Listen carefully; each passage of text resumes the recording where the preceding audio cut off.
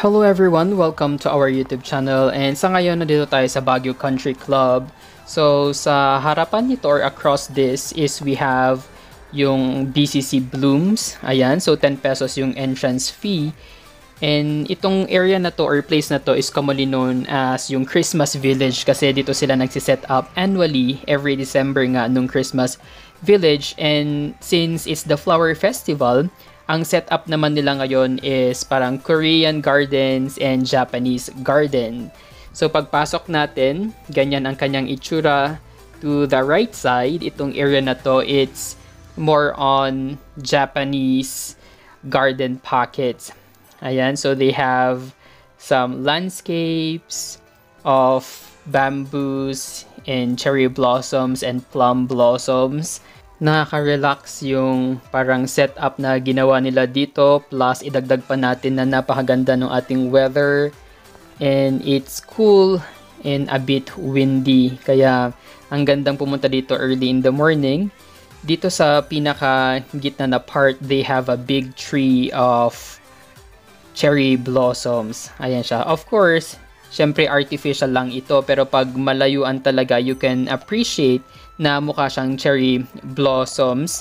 Kaya if you are someone na mahilig magpa-picture, I think this area would be a perfect na background for you.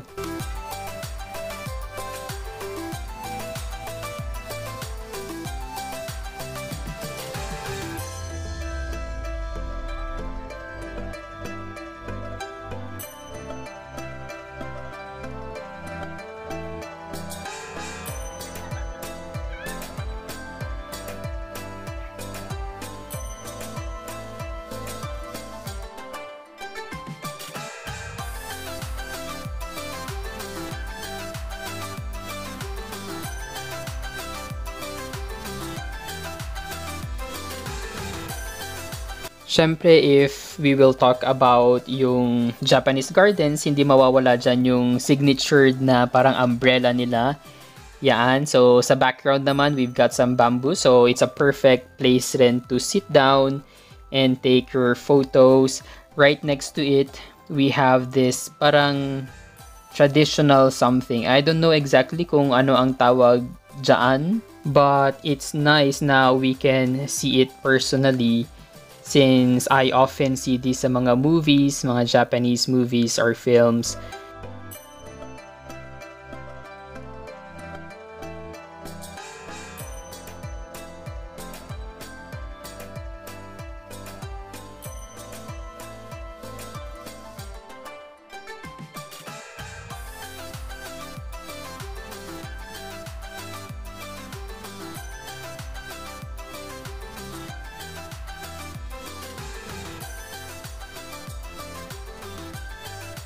Dito sa may pinakadulo na part, they have this parang bridge on a pond.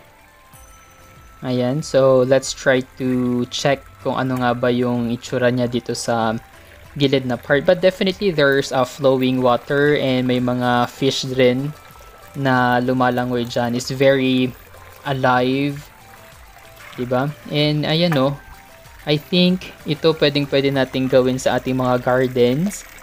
Parang bamboo lang siya, then yung tubig will flow to another bamboo, then ayan, diba? Napaka-relaxing yung ganitong setup. So, I don't know, pero sa akin kasi I'm really into having this kind of parang environment na tahimik lang, then all you can hear is flowing water.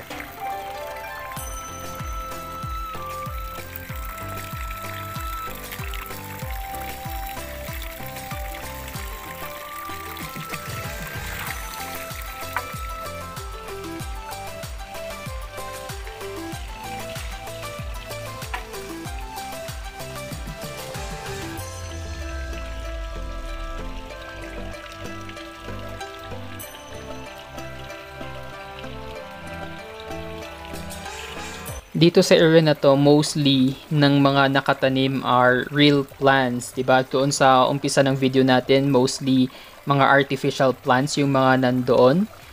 But here, talagang totoong mga flowering plants and ornamental plants yung nilagay nila dito sa mga landscape. So, something na we can fully appreciate. So, kumbaga, since wala naman talaga tayong mga cherry blossoms or yung mga sakuras na there's no other choice but to add mga artificial mga flowers na ganun. Pero itong mga to, they are all real. Ayan. So, you can come here and appreciate kung gaano ba kagaganda yung mga nandito.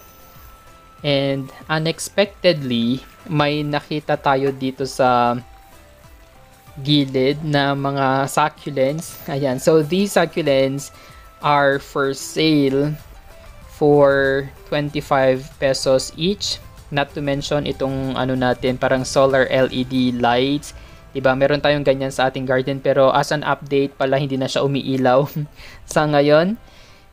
Anyway, ito. So, if you wanted to buy itong mga succulents, then you can just simply pick one and siguro pay doon sa mga staff na nakapalibot dito sa ating mga gardens.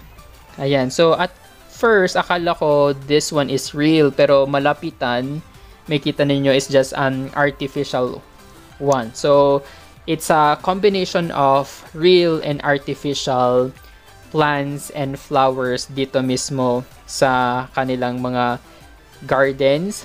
Ito definitely it's not real pero ang ganda niya tignan, 'di ba? Yellow, then nagble-blend siya sa parang green na mga plants around it. Yan. So I don't know how to describe it but the setup na ginawa nila dito is just perfect.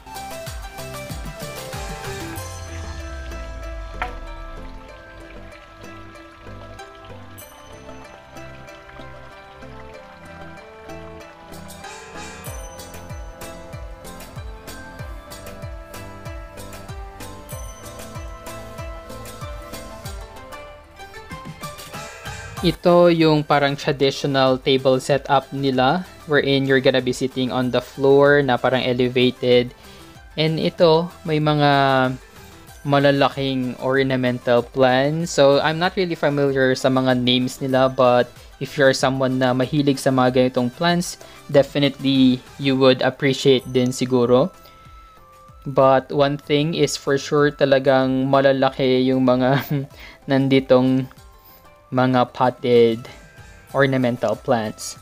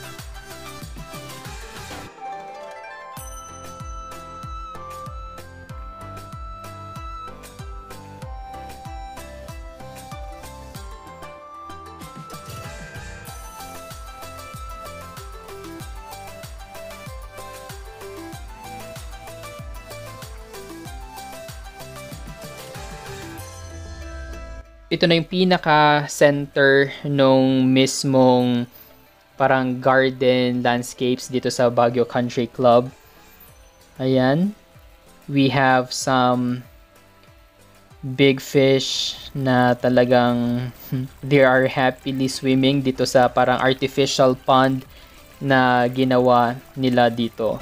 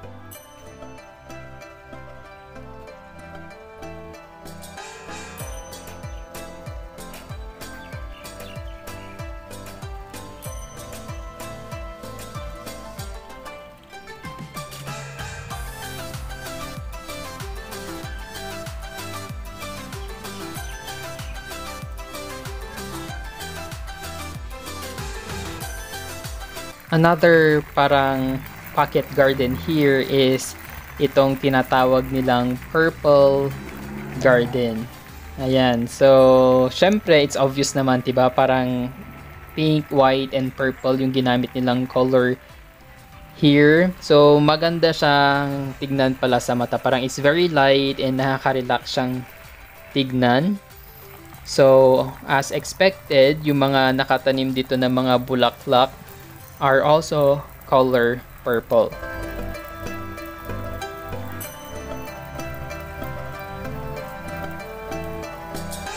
And finally, I wanted to show you yung, para sa akin, yung pinakamagandang part ng ating garden is this one. Ayan. So, I don't know, pero just for me lang naman, in my opinion, maganda yung setup dito. And they have some mga displays of cactus. Ayan, si jelly beans. Ayan, green na siya. Hindi na arawan. But in general, gustong-gusto ko yung pagkakagawa nila dito.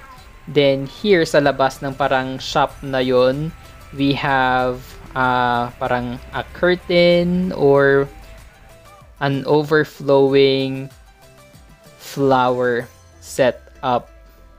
Ayan. So yung nasa taas is not real. Pero itong mga nasa baba, we have yung mga rose natin. So different colors. We have white, we've got pink, red.